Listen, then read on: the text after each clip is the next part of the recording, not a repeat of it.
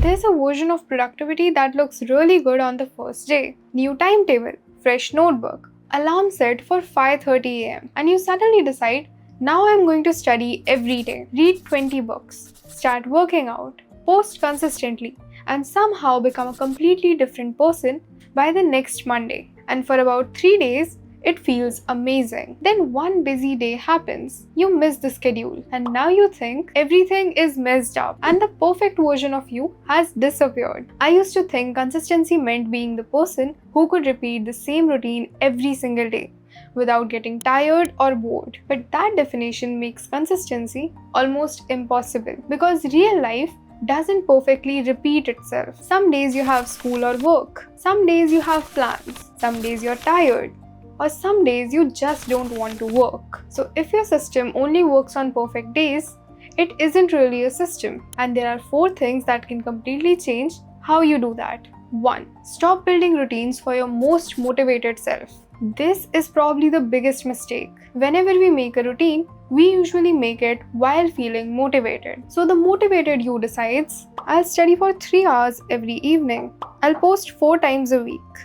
I'll read 30 pages every night. And then someday you're tired and this looks like a giant task. And you look at it like, who made this? A routine should not be designed for the version of you who has unlimited energy. It should be designed for an ordinary Tuesday when you don't feel like doing anything. Here's something I call your default version. Take any habit you're trying to build and create the smallest version of it. That still counts. Your normal study session might be 1 to 2 hours.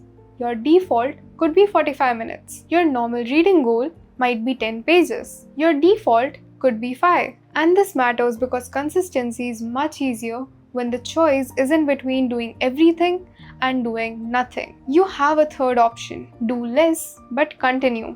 Second, decide before the moment arrives. A lot of inconsistency isn't actually laziness, it's decision fatigue. Let's say you want to study after coming home, but then you have to decide what subject you have to study, where to sit, which chapter are you going to study, how long you're going to study, and somewhere between those tiny decisions, you have mysteriously opened your phone and started scrolling. So remove as many as decisions beforehand. Clarity makes starting easier. You can even prepare the physical setup beforehand. Keep the book you need, pen, pencil, everything organized. Basically make the next action obvious because every extra step between you and the habit gives your brain a chance to negotiate. Third, build a consistency ladder. This changed the way I think about progress. Instead of having only 2 options, a successful day or a failed day, create 3 levels. Level 1, minimum, the tiniest version, maybe 20 minutes of studying.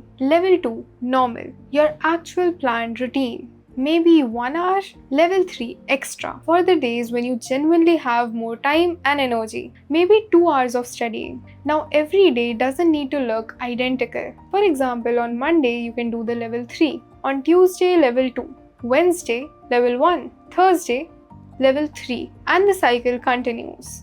But you're still moving. This is especially useful for students because the schedule changes naturally. Exam weeks don't look like holidays. Mondays don't look like Sundays. A system that expects exactly same output every single day will eventually collapse. A flexible system can survive real life. 4. Learn to reset quickly. This might matter more than the habit itself. You will miss days. Not because you're incapable of being consistent, but because life happens. 1 missed day is an event. 5 missed days can start becoming a pattern. So create what I call the 24-hour return rule. If something goes wrong, your only goal is to return to that habit the very next day. And you don't have to return at the full intensity. Use your minimum version. Didn't study yesterday? Study for 15 to 20 minutes. Didn't work on your project? Open the document and work for 10 minutes. The comeback should be intentionally easy because after breaking a routine, people make the opposite mistake. They try to compensate. That makes restarting feel like a punishment. You are trying to rebuild momentum, not to repay a debt. And finally, track evidence, not streaks. Streaks can be motivating, But it can also make one missed day feel way more dramatic than it needs to be. Instead, look for evidence. At the end of the week, ask yourself, did I show up more than the last week? What made starting easy? What kept getting in the way? Then modify the system. Consistency should not mean forcing the same plan forever. Sometimes becoming more consistent means changing the plan. This is the part nobody talks about. They have repeated certain actions many times that they require less thinking. And that's what you want. So pick one thing and make a minimum version. Decide exactly when you'll do it. Remove one thing that makes starting annoying. And promise yourself, missing once will never become a reason to disappear completely. Because consistency is not proving that you can have a completely perfect week. It is proving that you know how to keep coming back. Do that for long enough, and then someday you'll realize the habit you used to struggle to start is just something you do now. So this is Levikah, and if this video helped you even a little, don't forget to like, share and subscribe. Thanks for watching.